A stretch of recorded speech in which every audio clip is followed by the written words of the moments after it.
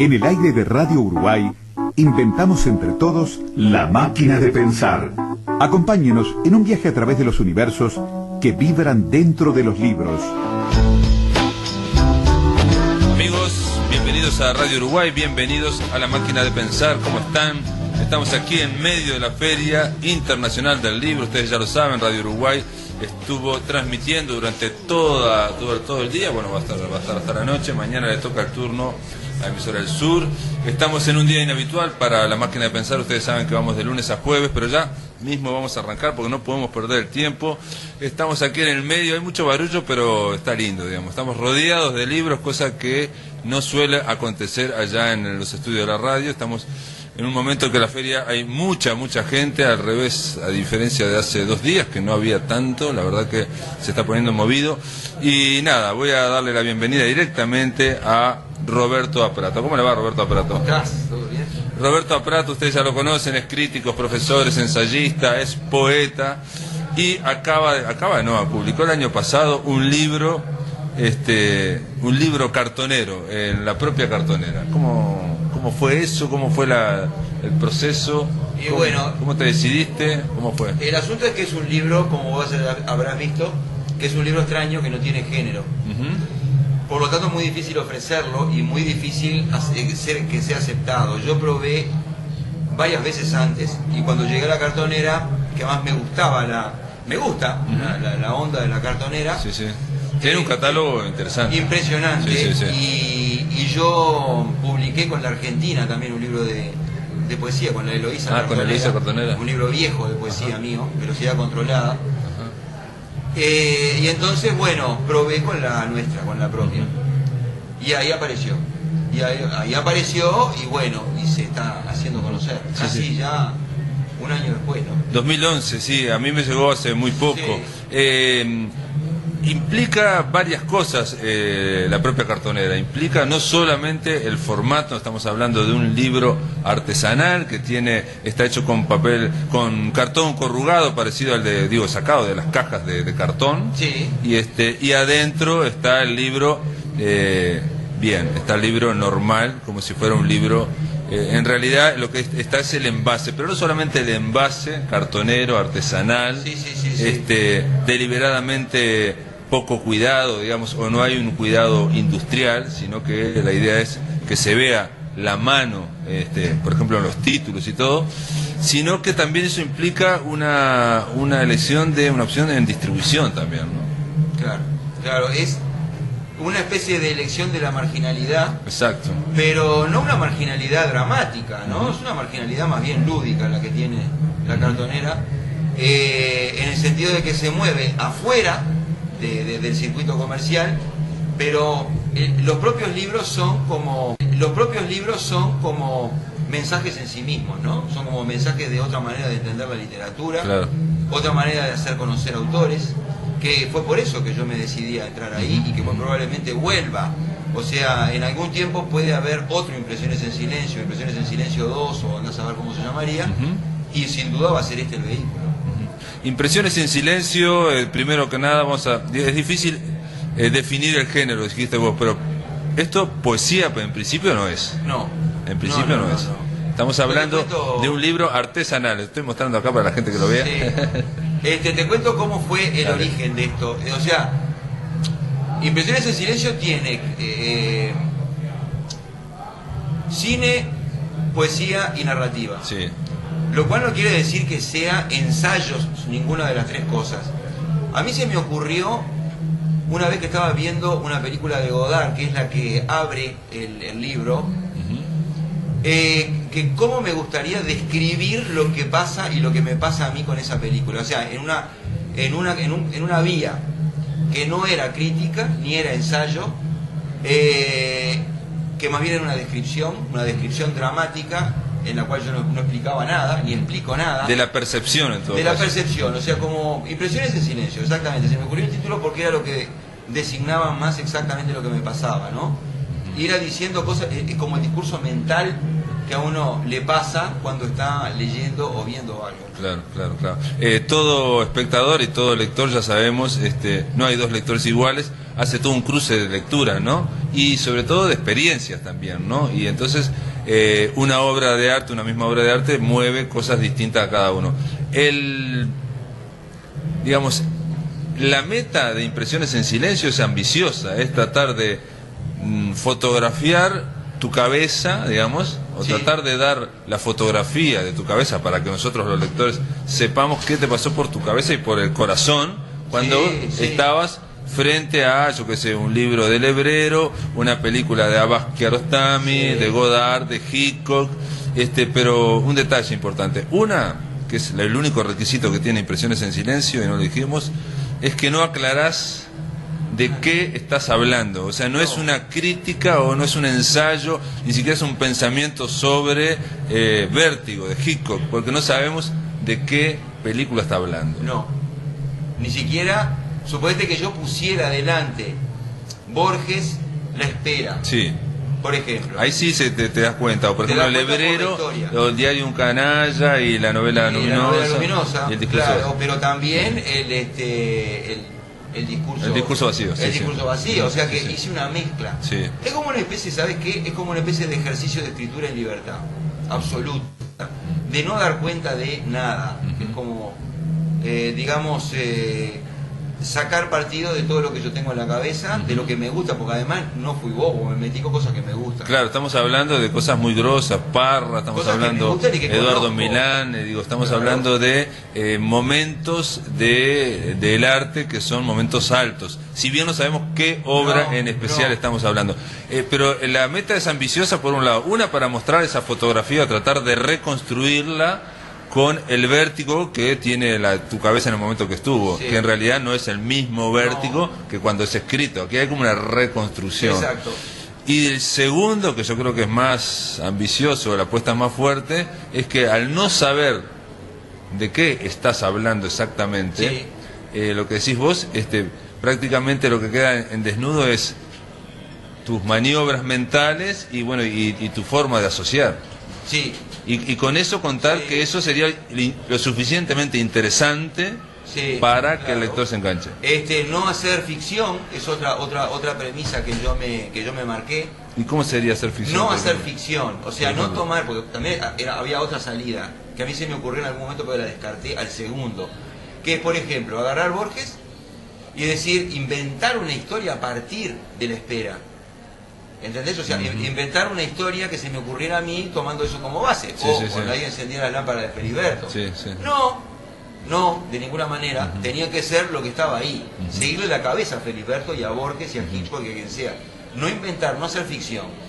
Entonces, al no hacer ficción, cosa que a mí me gusta mucho, que yo ya lo he hecho con Íntima, en novelas que son novelas autoficcionadas. Sí, donde arrancás de la realidad y en un momento te despegás. Sí, digamos, ¿no? a mí me gusta mucho eso. ¿Qué pasa con la literatura cuando uno no hace ficción? Y hacer literatura igual, porque estás haciendo literatura, No, está solo claro, que lo estás sí, sí. inventando. Está claro. Nada más. Sí, Y acá era más complicado porque no era mi vida, como en las otras novelas, sino textos. Artículos. Claro, pero en el caso de tu vida, por ejemplo, en Íntima o en Se hizo de noche, ¿no? ¿No? En esos tres libros, ahí hay carne en el asador, carne emocional. Si bien está todo analizado, digamos, Sí. literaria y analíticamente, digamos, o sea, la mente va yendo a toda velocidad y va cruzando asociaciones e intersecciones. En este caso estamos hablando de arte y la parte emocional no se ve tanto. No, pero está ahí igual. Está ahí igual, ¿sabes qué? En la elección del texto y en cómo eso genera una serie de impulsos que pueden parecer fríos porque son medidos, porque yo escribo así. Y son mentales. Sí, no, ya sé que vos Pero- escribís en plan bastante mental, Sí, digamos, ¿no? pero es emocional Sí, también, sí, porque sí, es sí. meter...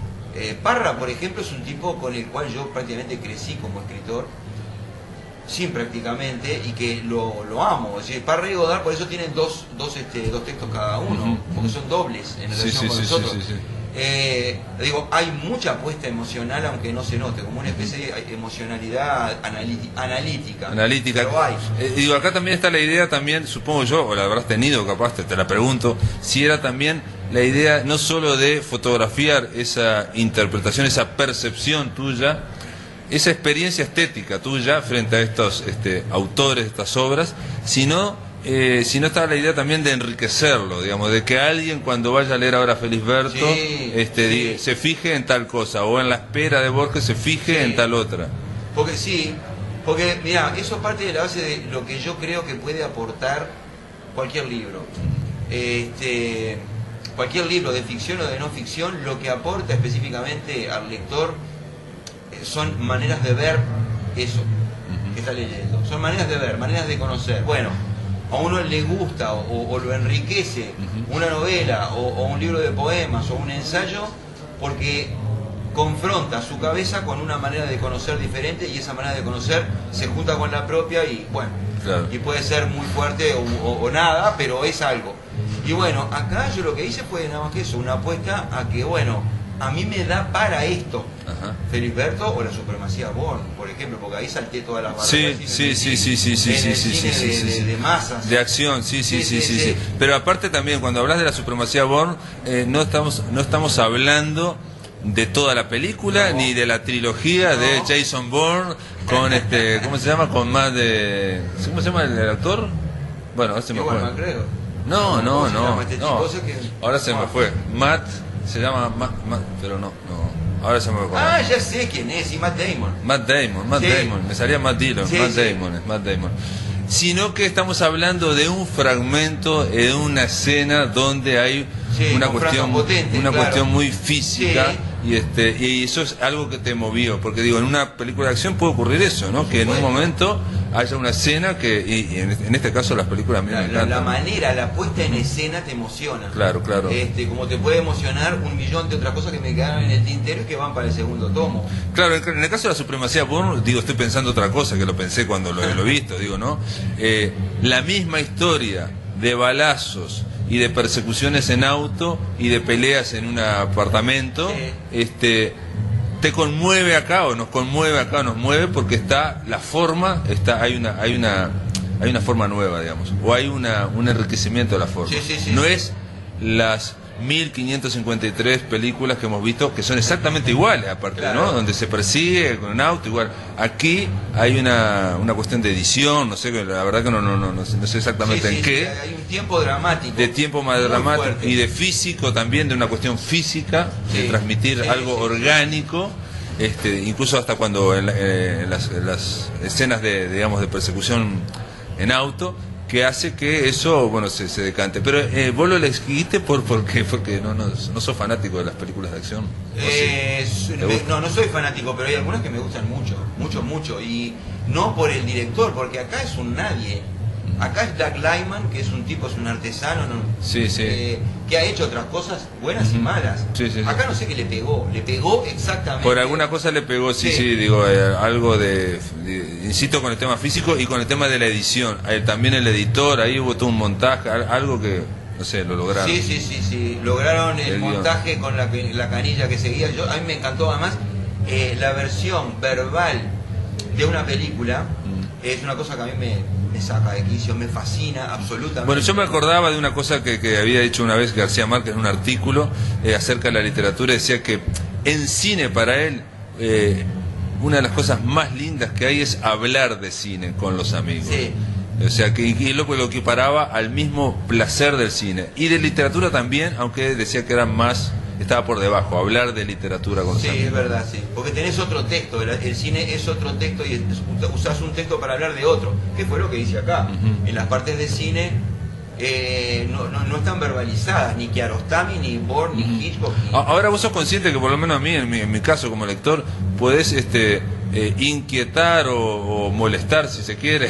¿Por qué? Porque la idea de no saber de qué estamos hablando, ¿no? Porque en el caso de Kiko o de Kiarostami, ¿no? De buscar y decir, bueno, es esta, no, es el cerezo, no, es ese, y no poder encontrarla, o sea, eso te genera una frustración. Tal vez tendría que haber puesto una especie de apéndice ahí, una guía pero no, se me ocurrió que era mejor dejar en el silencio. Claro, porque en el caso de Burne, por ejemplo, no importa la escena, porque estamos hablando, ya se ubica que es la película, y bueno, ya sabemos que estamos hablando, ¿no? De algo más o menos. Sí. En el caso de Abbas Kiarostami, por ejemplo, puede ser cualquiera de las tres. puede ser cualquiera de las tres, pero bueno, ya sabemos que la historia es más o menos Sí, la misma. sí. En el caso de Abbas Kiarostami, uno puede decir, bueno, esta capaz la vi o no la vi, Sí. por el tema del enriquecimiento, ¿no? Para volver a verla o no. Claro, yo aposté a que alguien que mire esa descripción la pudiera reconocer. Claro, y si claro. no la reconoce afuera, la reconoce ahí. Estoy trabajando acá adentro. Claro, o sea, claro. el texto está acá adentro y yo también estoy acá adentro. Claro. Eso fue lo que yo quise. Claro, es una claro. apuesta difícil. Es una apuesta difícil. Sí. En el caso de Hitchcock también, bueno, está en el caso del Hebrero, que es evidentemente, bueno, está clara. Hay otros casos como, bueno, Sebald, que yo, no, bueno, Mallarmé, Sebald, que no los... Sebald no y los tengo. Bernhard, que lo vas a Y agarrar a Bernhard. los dos. que Sí, fue lo más, ¿y por qué los juntaste? porque hay un punto en el cual coinciden, que es justamente el de no hacer ficción. Ujú. Las partes en que Bernhard no hace ficción y Sebald que nunca hizo ficción. Ajá. Entonces, ¿qué pasa con la escritura? O sea, yo trabajé con tipos que hacen lo mismo que quiero hacer yo. Es decir, traté de aprender de Ajá. ellos, que son unos genios, y bueno, y seguirles la corriente. Y los agarré los dos en eso, por más que sean muy diferentes. Sebald, Bernhard ahí. Y el otro que descubrí, que es el húngaro Krasnaorkai, que tiene un par de novelas. Y acá hay una situación narrativa que me pareció perfecta y la tomé. Pero es una novela de hace como 10 años, que esas casualidades que me tocó para hacer la nota en el Cultural, Sí.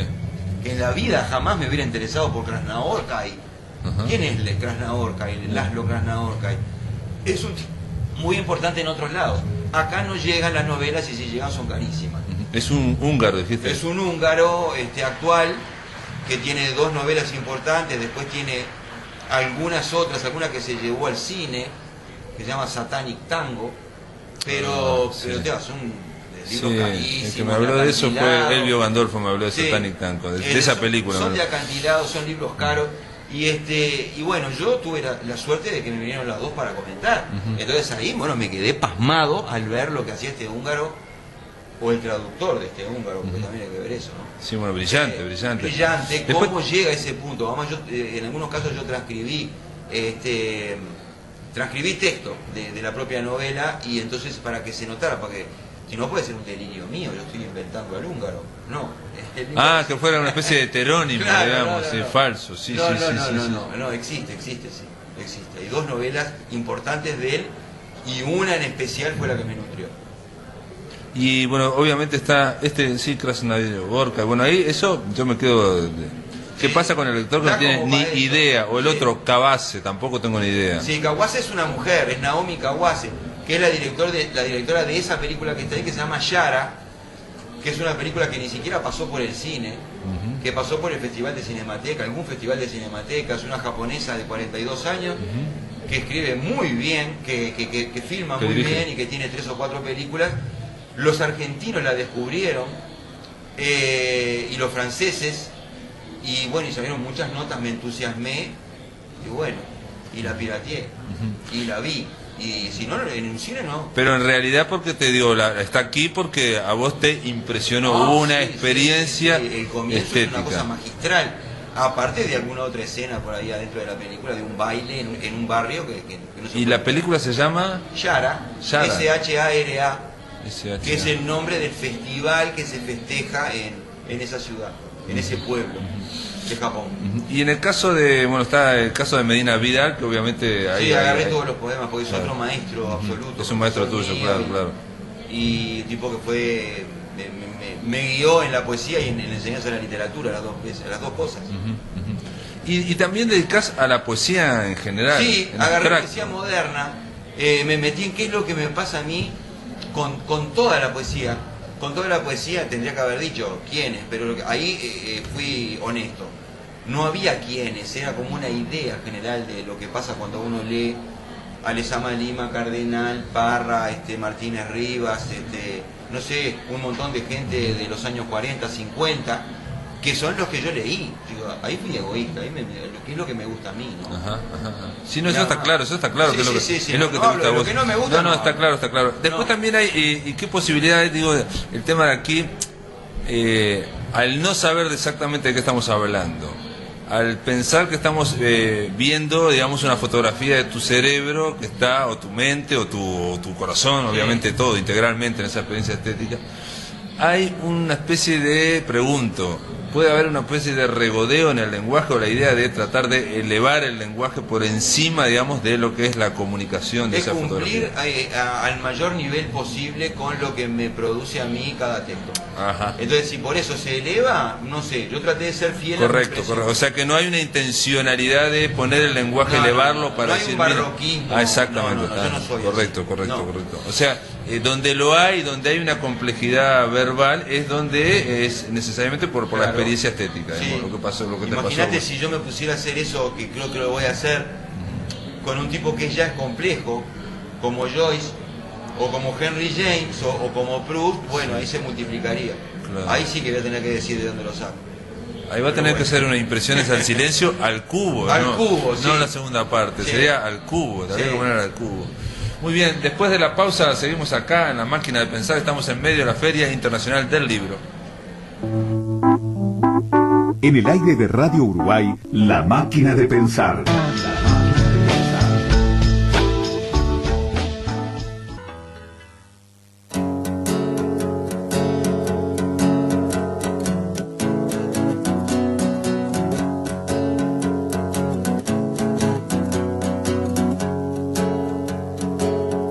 Tengo el alma quemada por saliva de sapo,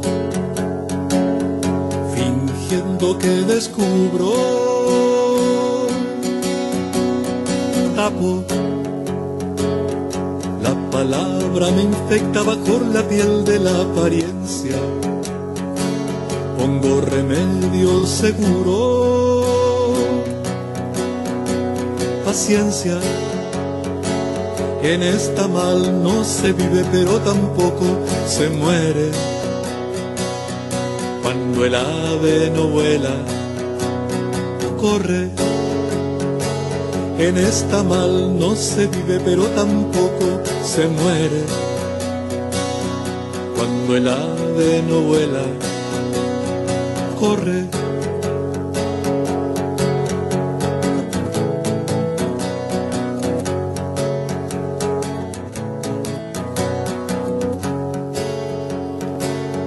Quien no llega a las estrellas las puede ver desde la tierra. Quien no tiene voz para el canto, berrea. Tengo el alma quemada por saliva de sapo, fingiendo que descubro. Tapo. En esta mal no se vive, pero tampoco se muere. Cuando el ave no vuela, corre. En esta mal no se vive, pero tampoco se muere. Cuando el ave no vuela, corre. Tengo el alma quemada por saliva de sapo, fingiendo que descubro. Tapo, tapo, tapo. Estamos escuchando a Andrés Estañaro, Tengo el alma quemada. Estamos aquí en la Feria Internacional del Libro, estamos conversando con Roberto Aprato sobre estas impresiones en silencio. Roberto, en este caso, no sé, en el caso de impresiones en silencio no sabemos qué género es, así que no sé cómo podría estar ternado el Bartolomé Hidalgo, pero sé que estás ternado en poesía, ¿no? Sí, con Lugar Perfecto, que es el libro que saqué el año pasado. Impresiones en silencio también es del año pasado, pero es anterior. El Lugar Perfecto es de julio, por ahí. Pero y escrita, obviamente, impresiones en silencio parece que fuera posterior, no sé por qué. Sí, es posterior. Ajá. Es posterior. La escritura me refiero. En silencio, te digo, lo escribí a lo largo de un año sin parar, pero exactamente un año. Entre fines de marzo del 2010 y fines de marzo del 2011. Lo terminé y empecé a ofrecerlo y ahí Ajá, Está. ajá. Lugar Perfecto llevó unos 5 o 6 años. Más o menos. Sí, sí, sí, sí, porque se nota y hay toda Hay cambios, una sí. evolución en la propia poesía. Lugar Perfecto está ternado por Bartolomé Hidalgo junto a Los perros de casa de Curvelo y a la obra completa de Apalabrados. de Salvador Puig. En ese sentido casi nada. Impresión en silencio, no comenté un detalle. Kafka, y si te parece, no sé si te parece, para dar una idea de qué estamos hablando, porque yo creo que, no sé si estamos dando exactamente la idea de textos que son sobre una experiencia estética, puede quedar muy grandilocuente todo eso, un texto sobre una experiencia estética o sobre la mente de Roberto Prato. ¿Qué te parece si hablamos de algo en concreto? Por ejemplo, en el caso de La espera de Borges, es un cuento, vos lo analizás y hablas de lo que significa, entre otras cosas, el mencionar, en hacer una enumeración de cosas dispares. Sí. ¿Por qué lo hace Borges? ¿En qué momento? Claro. Entonces, a partir de ahí empezás como a escarbar en torno a eso, y en ese cuento... ¿Qué es lo que pasa adentro del cuento? Yo traté de meterme Exacto, adentro. exacto. ¿Por qué lo puso? Claro. Y qué es lo que me pasa a mí con lo que me pasa adentro, lo cual lo hace doblemente enigmático.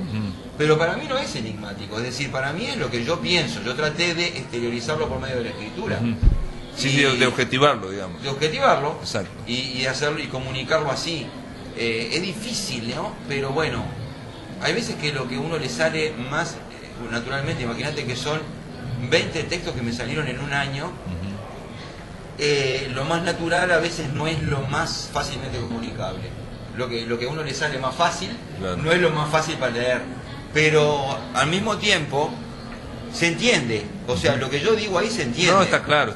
Pero lo que pasa es que, claro, se está claro pierden que los se entiende. referentes, ¿no? Está claro que se entiende. Por ejemplo, en el de Mario Lebrero es el de los más claros, por lo menos para mí, de los textos más claros, porque vos tomás no solo la novela luminosa, no solo los diarios, lo que es, sino que empezás a reflexionar sobre lo que es escribir un diario.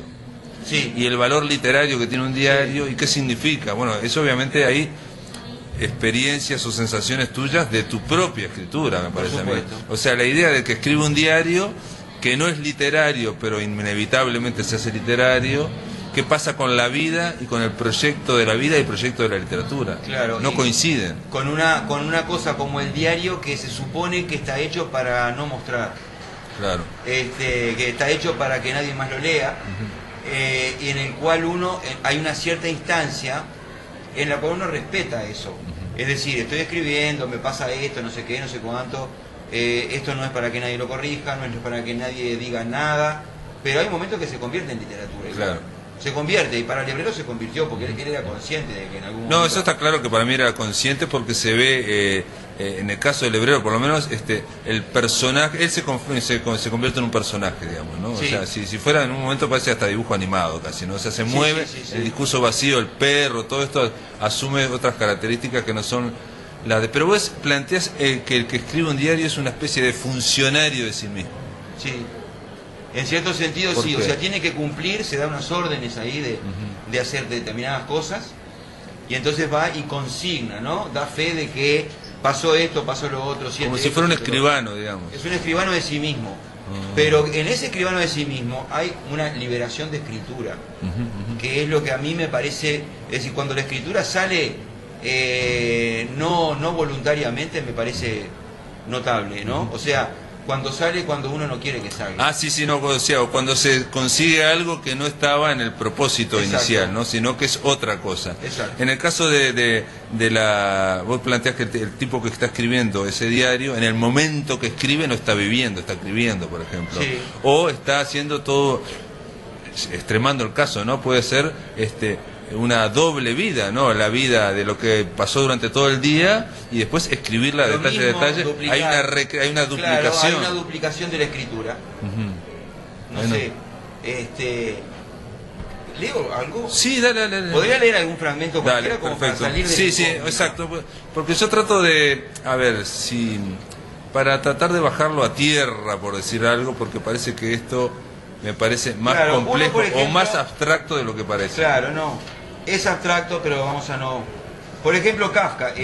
No sé si todo, pero por lo menos una parte de Dale, Kafka. lee una- Lo que vos me digas. Bien. Kafka.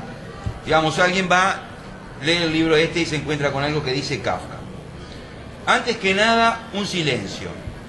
La preparación invisible de un trabajo con la realidad, no con ni sobre, sino en la realidad a su misma altura. Como si no se pudiera aguantar el deseo de prepararse para eso, de pasar el umbral, de quedarse quieto y actuar. La preparación empieza en el umbral desde donde se ve, con absoluta nitidez, aquello de lo que se va a hablar. Es una imagen y al mismo tiempo un problema, una abstracción que pertenecería tal vez al mundo de la filosofía, pero no a este. Y sin embargo, en el trance de definir cuál es este, la abstracción cede paso a la imagen mediante el aparentemente sencillo trámite de describir sus límites. Dar cuenta de la imagen supone moverse en un terreno incierto en el que las cosas son lo que se dice que son y se comportan como se dice que se comportan, pero con una diferencia específica, la que corresponde a seguir el trazo de la imagen línea por línea mientras se conserva en la cabeza la convicción de la realidad. Una realidad que se ve, que se describe en movimiento, como si las cosas ya hubieran empezado antes y uno simplemente tuviera el privilegio de verlas porque abrió una puerta y se encontró con ellas. Eso es lo que se siente, la sensación de atisbar apenas en una historia que no se entiende del todo pero que se seguirá hasta el fin. Seguirla es descubrir las líneas sin la historia y al mismo tiempo darse cuenta de que la historia y el sentido que la nutre, de algún modo, están allí como un segundo plano, como una invocación emanada de otro lado, un fondo de significado aparentemente imprescindible para entender, pero inconseguible.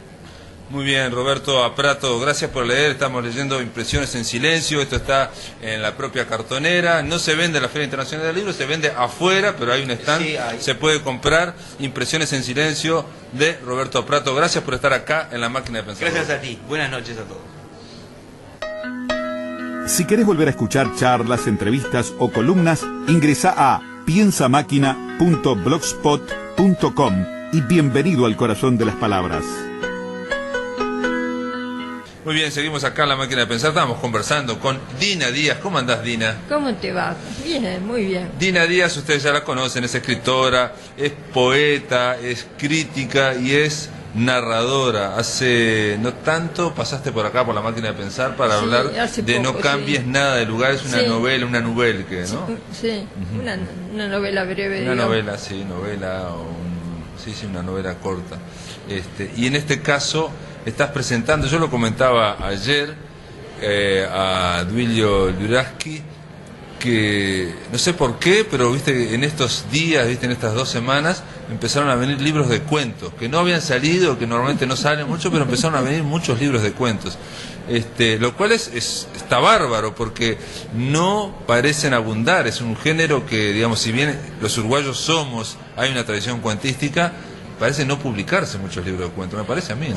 Puede ser, pero el cuento me parece que es un género difícil, un género que exige mucho de síntesis, de un proyecto muy diferente al de la novela. A mí me interesa mucho el cuento, realmente me parece que es un género que busca un logro de otro tipo. La novela queda mucho más abierta, es más fácil en una novela equivocarse que en un cuento. Ah, claro, sí.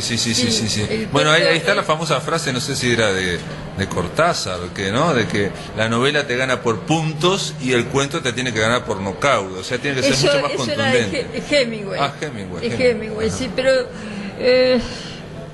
tampoco los cuentos terminan en nocaut. Exacto. Salvo algún tipo de cuentos. Exacto, hay cuentos que son del estilo, por decir algo, del desenlace inesperado que golpea. Que no es el caso de Hombrecillos Comportarse, que es tu libro de cuentos. En ese caso no hay una apuesta al desenlace inesperado o a lo que se llama la vuelta de tuerca también, ¿no? Que uno queda pensando. Se puede, por ejemplo, se da mucho más en Benedetti, digamos, ese tipo de cuentos. Bueno, y Horacio Quiroga.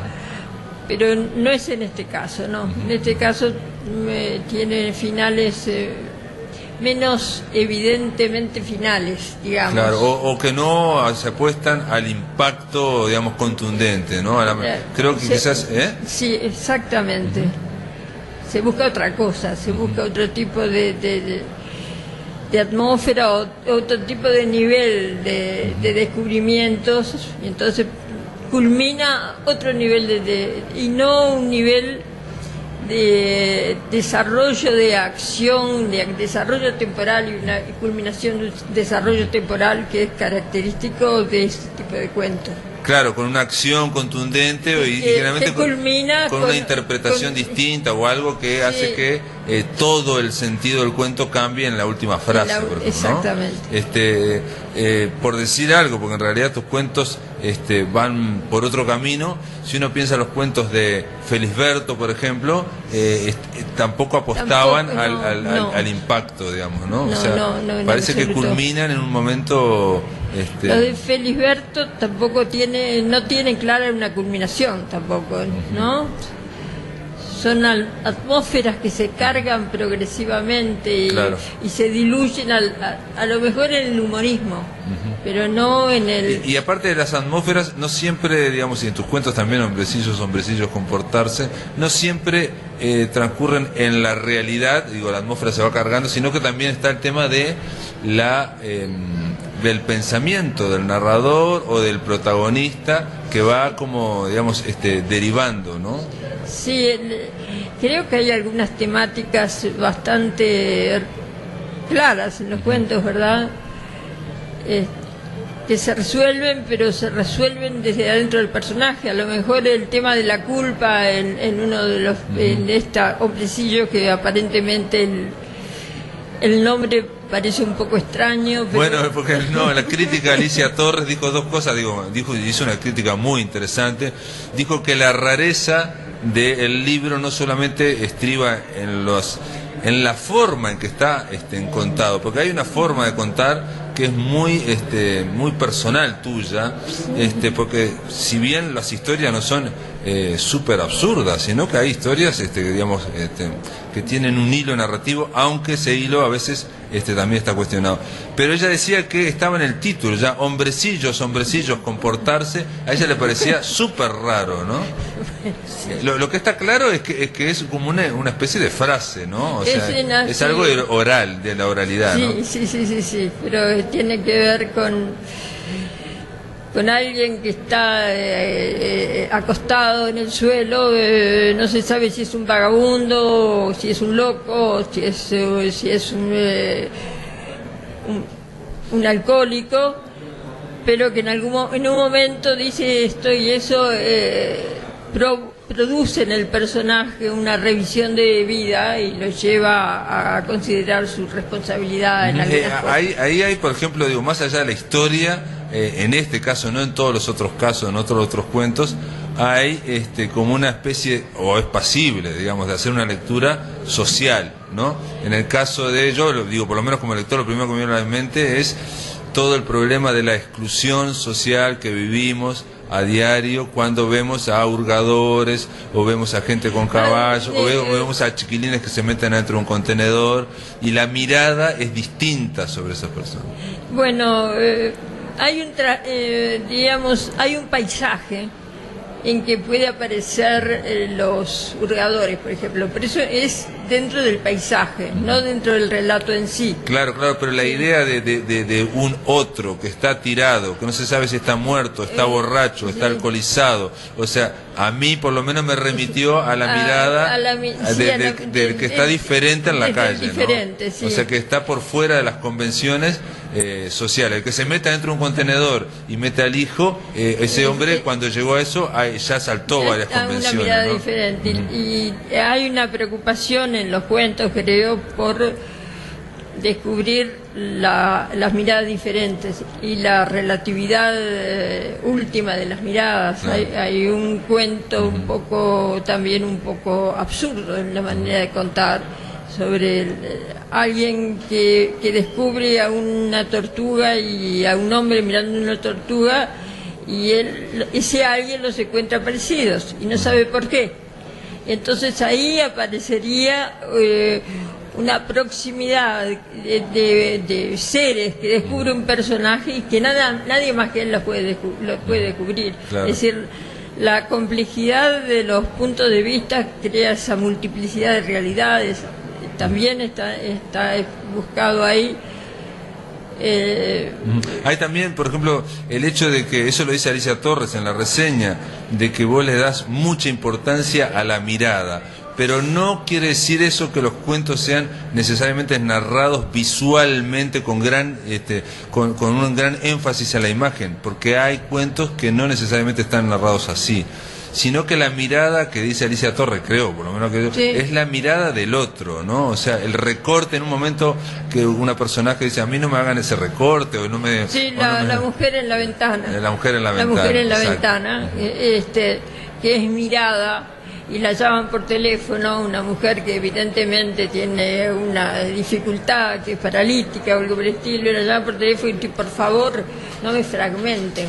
Claro, claro. Y claro. hay otro personaje en otro cuento que también desde un tubo hecho con Sí. un diario fragmenta. Sí, sí, está viendo y aparte entra a mirar todo el boliche. La búsqueda, hay en otro cuento una búsqueda de totalizar, pero esa fragmentación permanente. Sí, sí, que en realidad lo que hace ese personaje es exagerar algo que tienen todos los otros, que están fragmentando al mirar, claro, ¿no? claro. Él lo hace casi como una caricatura, hace un tubo con un diario y empieza a mirar y a recortar. Haciendo una irónica visión de las cosas, pero después ocurre algo muy... Ahí sí hay un final Sí, inesperado. ahí sí, ese es el final, digamos, más choqueante, Más ¿no? choqueante, Es sí, muy duro. y ahí él descubre... Pero ahí también tiene, perdóname que te diga, Dina, porque digo, el paisaje social tiene que ver también, el Uruguay de sí, ahora, sí, sí, el sí. problema o el Sí. miedo latente que hay con el tema de la inseguridad, Sí, es sí, algo que ese. está latente, digamos. Por eso yo creo que hay cosas, digo, pero obviamente estos ahí cuentos... es clarísimo eso. Y bueno, ahí ocurre algo muy grave y desaparece la mirada fragmentaria. Se descubre el todo en lo terrible, el horror, la muerte, es decir, hace que se descubra todo unificado, Claro, es decir, una claro. gran mirada. Claro. Y hay un relato en donde hay un personaje muy desolado porque ha perdido la posibilidad de ver. No porque esté ciego, sino porque ha perdido la posibilidad de conexión con el mundo. Es decir, las desconexiones múltiples aparecen en casi todos los cuentos, me parece. Sí, sí, sí. Ese trabajo, digamos, porque estamos hablando de cuentos muy diferentes, alguien, por ejemplo, que va a contar algo de un pozo, ¿no? O, por ejemplo, otro que quiere contar algo en una comisaría, pero el tema de la mirada sobre ese narrador o la mirada sobre esos otros personajes, me refiero a esa mirada que recorta, ¿no? Esa mirada Sí. que en realidad la tenemos todos, digo, ¿no? Pero está como más expuesta. Está señalada. Muy señalada, muy señalada. Estoy diciendo que son cuentos de muy diferentes argumentos y situaciones e incluso tonos de ser contado, no es lo mismo un tono realista que un diálogo que ocurre no sabemos dónde, pero entonces está el tema de la mirada, del recorte de la mirada. ¿Vos lo hiciste conscientemente eso o no? De ninguna manera. Debe ser un tema que está en mí y Claro. se fue dando en cuentos diferentes. No, pues son cuentos además que hechos en diferentes momentos o retomados en diferentes momentos, no, yo descubrí y dije, mirá vos, yo tengo esa manera de mirar así, exagero o veo a través de esa fragmentación como conciencia crítica, ¿verdad? De que eso ocurre. Ajá. Pero en general los personajes están bastante alienados y ven solamente un fragmento, ¿no? Del otro, ¿no? Generalmente ven un pedacito. O lo recortan. Como todos. Sí, claro. Es bastante universal en todos nosotros, ¿no? En fragmentarnos unos a otros. No, porque yo estaba pensando por el tema de la conciencia crítica, te quiero decir que hay una crítica sobre eso, ¿no? Ah, sí. Sí, clarísima. Hay búsquedas y hay críticas. Es decir, hay una serie de preocupaciones. Es decir, creo que en estos cuentos hay unos cuantos niveles diferentes de lectura, pero yo lo fui descubriendo en la medida que otros lo leían. Claro, al mismo claro, tiempo, ¿no? con Uno las se devoluciones. Uno se enriquece con con las lecturas de los otros. Claro, las devoluciones de los lectores. Pero en eso, porque ahora me quedé pensando, vos decís, todos tenemos esa fragmentación, todos tenemos ese recorte sobre la gente, con lo cual se hace muy difícil la comunicación, y con lo cual hay algo que aparece mucho en los cuentos, que es una cierta fatalidad, ¿no? Como que eso inexorablemente va a llevar a algo que es incluso hasta absurdo. Sí, si me pongo a mirar, en todos ellos aparece como casi, extremadamente difícil salir de ahí. Creo que sí, que es verdad. Es decir, yo no lo había considerado así, pero viendo la crítica y viendo lo que dicen otros, creo que sí, que tenés razón. Sí. Que señalan algo que creo que es así. Que es una verdad. No, pero me refiero también porque en el absurdo no está forzado cuando aparece, sino que así como pasaba con el teatro del absurdo, donde había dos personas que... Aquí no se trata creo que no se trata del absurdo, se trata de, te digo, no quiero comparar, pero la manera en que Kafka utiliza a veces algunas metáforas para contar, que necesita de algunas metáforas, creo que de manera semejante o próxima, algunos de las situaciones responde más a esa urgencia por encontrar una manera vívida de relatar algo, que es mucho más que las palabras, ¿no? Una imagen muy fuerte de algo. Claro. Y a veces, y eso no es buscando el absurdo, sino buscando una explicación mayor de las cosas. Un impacto, digamos, para que sea una revelación. Pero un impacto quiere ser una explicación, una respuesta más segura, más clara de lo que se está planteando. Y hay algunos que son bastante crueles, pero en ese sentido, si querés, ese de madre, ese hijo, es bastante cruel en el sentido de la visión. Bueno, y el del hombre con un pozo también. El hombre con un pozo es trágico, digamos, trágico. Sí. Pero, y ese también tiene un final fuerte e inesperado. Sí, bueno, ese es bastante trágico. Estamos hablando de un cuento, no lo vamos a contar, pero es un cuento que el tono en que está contado es precisamente humorístico y es de casi risueño, ¿no? Y el final es... el final no lo es. Es por eso, digo, impacta mucho. Y para terminar un poco, Dina, vos pusiste un epígrafe, un graffiti en una pared, ¿qué sería de mí sin mi estupidez? Es decir, el que escribió eso creo que quiso decir, ¿qué sería de mí sin ser yo soy, sin ser yo, sin la diferencia con respecto a los otros? Es decir, sin responder necesariamente al canon que uno supone. Entonces me pareció fantástico. Eso lo encontré hace muchos años en una pared de la Facultad de Medicina de Buenos Aires. Y digo, sí, ¿qué sería de cada uno de nosotros si no fuera? Sin su estupidez. Sí, su condición específica. Claro. Que para los demás a lo mejor es la estupidez, pero es su condición más esencial. Y tenés otro epígrafe de Mario Lebrero. De Mario Lebrero, sí. Y eso, ¿por qué no? Porque hay algún homenaje, obviamente puede ser un homenaje, puede ser una referencia. Era una referencia a Lebrero, que yo le estimo mucho. Algunos libros, por ejemplo, algún libro de Lebrero me parece fantástico, pero era una autojustificación. Siempre consideré preferible picar piedras con una pesada bola de hierro unida al tobillo por una gruesa cadena a matar el libre acto creativo pensando en el público. Estoy autojustificándome, pero es cierto, continúa el Lebrero, que no tengo experiencia en picar piedras. Que quizá lo hubiera pensado distinto. Sí, claro. Porque te parecía que estos cuentos, digamos, podían o no ser...